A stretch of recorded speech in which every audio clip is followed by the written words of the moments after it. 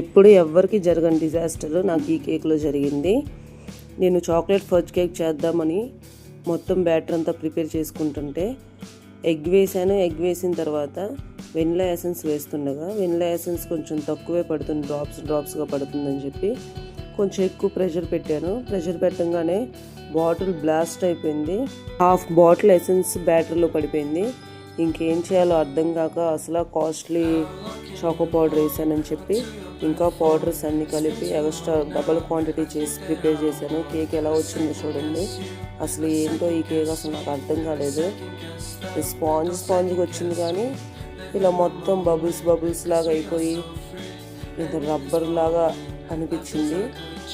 ఎలా ఉందో కామెంట్ చేయండి. ఇలా మీకు ఎప్పుడైనా జరిగిందా?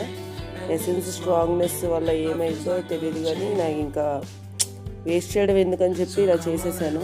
నేను చేసేసి ఇంకేం చేయాలో అర్థం కాక ఇంకా కేక్ని అలా పడేసాను. ఎప్పుడైనా ఇలాంటి డిజాస్టర్ జరిగి ఉంటే కనుక ఈ వీడియో కింద కామెంట్ చేయండి. Thank you.